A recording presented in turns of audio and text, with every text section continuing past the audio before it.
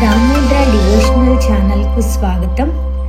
తిరుపతి నుంచి తిరుమలకు కాలినడకన వెళ్ళడానికి అలిపిరి దగ్గర నుంచి ఉన్న మార్గమే కాకుండా శ్రీనివాస మంగాపురం ఆలయానికి అతి సమీపంలో నుంచి ఉన్న వేరొక మార్గమే శ్రీవారి మెట్టు మార్గం.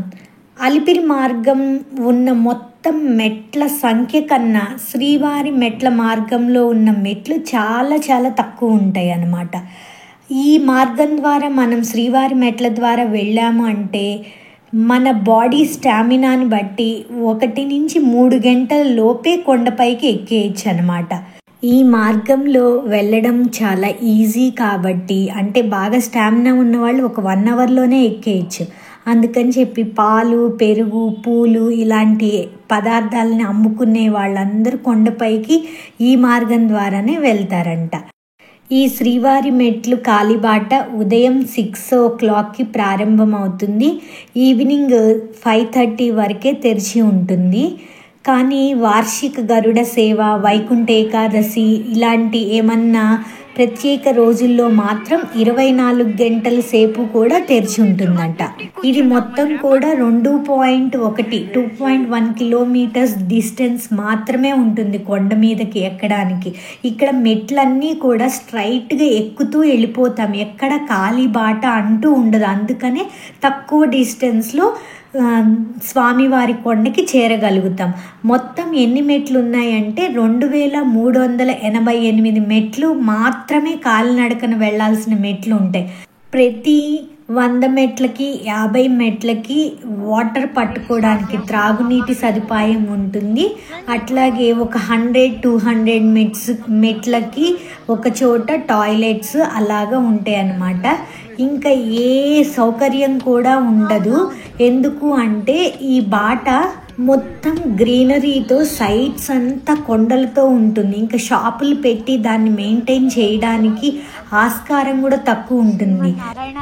అసలు ఈ బాట ఉన్నది అని తిరుపతి స్థానికులు తప్ప మిగిలిన వాళ్ళ ఎవ్వరికీ కూడా వరకు కూడా తెలియదంట. 2 సంవత్సరాల ముందు వరకు కూడా ఈ మార్గంలో వర్షం వచ్చినా, ఎండ ఎక్కువగా ఉన్నా రక్షణకి పైకప్పు అనేది కూడా లేదంట.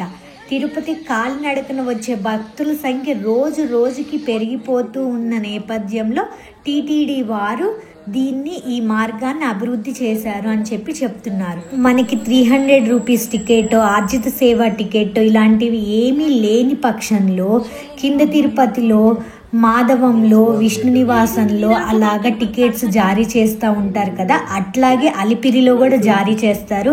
అట్లాగే శ్రీవారి మెట్లలో కూడా రోజు 3750 దర్శనం టోకెన్స్ జారీ చేస్తారు. ఇక్కడ దివ్య దర్శనం అని అంటున్నారు కానీ అది సర్వదర్శనమే అండి. సర్వదర్శనం స్లాటెడ్ దర్శనం ఇస్తారనమాట. అది మనం ఎర్లీ మార్నింగ్ 6కి స్టార్ట్ అవుతుంది కాబట్టి 8 లోపు మనం మెట్ల దారి గుండా స్టార్ట్ అవ్వడానికి బయలుదేరిపోతేనే ఈ టికెట్స్ అన్నది మనకి దొరుకుతాయి.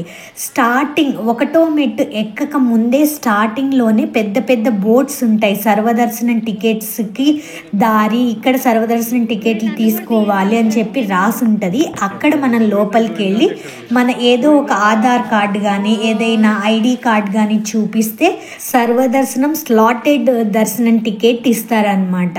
ఇది ఒక బెస్ట్ ప్రాసెస్ అన్నమాట. ఎప్పటికైనా టికెట్స్ లేవు మనకి దర్శనానికి అనుకున్నప్పుడు ఎర్లీ మార్నింగ్ ఈ శ్రీవారి మెట్ల దగ్గరికి వస్తే మ్యాక్సిమం దొరుకుతాయి. మాతో పాటు మెట్లు ఎక్కడానికి వచ్చిన వాళ్ళు చాలామంది చెప్పారనమాట, అలిపిరిలో లేవు, మాధవంలో లేవు, విష్ణు నివాసం లేవు, వాళ్ళు మమ్మల్ని ఇక్కడికి పంపిస్తే ఇక్కడ మాకు ఈజీగా లభించాయి శ్రీవారి మెట్ల దగ్గర అని చెప్పి. అందుకని చెప్పి స్పెసిఫిక్గా చెప్తున్నాను, ఎవరికైనా కంపల్సరీ దర్శనానికి టికెట్ కావాలి అనుకుంటే ఇక్కడి నుంచి మెట్ల దారి ఎక్కడం ఈజీ. ఎవరైనా ఎక్కేయచ్చండి. మ్యాక్సిమం ఎంత 60-70 ఏజ్ ఉన్న పీపుల్ కూడా చిన్నగా కూర్చుంటూ 2.5 గంట 3 గంటల్లో ఎక్కేస్తున్నారు అనమాట. అంత ఈజీగా ఉంది ఈ మెట్ల దారి. యాక్చువల్లీ అక్కడ సర్వదర్శనం టికెట్లు ఇస్తారు అని రాసున్న బ్రెయిన్లో దివ్య దర్శనం టికెట్స్ అన్న ఊహలో ఉండి మేము టికెట్స్ తీసుకోకుండా స్టెప్స్ ఎక్కేస్తూ వెళ్ళిపోయామన్నమాట. 100వ మెట్టు దగ్గరికి వెళ్ళిన తర్వాత మా అన్నయ్య కాల్ చేశారు, ఇట్లా టికెట్ తీసుకున్నారా అని. తీసుకోలేదు అంటే అప్పుడు మళ్ళీ తీసుకోవాలి అంటే మళ్ళీ 100 మెట్లు కిందకి దిగి టికెట్ తీసుకొని మళ్ళీ 100 మెట్లు పైకి ఎక్కామన్నమాట. అందుకని ముందు జాగ్రత్తగా ఈ దివ్య దర్శనం అన్నా సర్వదర్శనం అన్నా సేమ్ అని చెప్పి మనం అర్థం చేసుకోవాలి. ఇక్కడే కిందే లగేజ్ కౌంటర్ కూడా ఉంటుంది. లగేజ్ కౌంటర్లో మనం లగేజ్ ఇచ్చేస్తే పైన మనం వెళ్ళిన తర్వాత ఆ లగేజ్ని మళ్ళీ మనం పికప్ చేసుకోవచ్చు అన్నమాట. వైకుంఠ ఏకాదశి, వార్షిక గరుడ సేవ, కొత్త సంవత్సరం, 31 డిసెంబర్ మొదలైన ప్రత్యేక రోజుల్లో దివ్య దర్శనం టికెట్లు జారీ చేయరు. ఆ రోజుల్లో మనము మెట్ల దారి గుండా వెళ్ళినా కూడా టికెట్స్ ఏమి ఇవ్వరన్నమాట.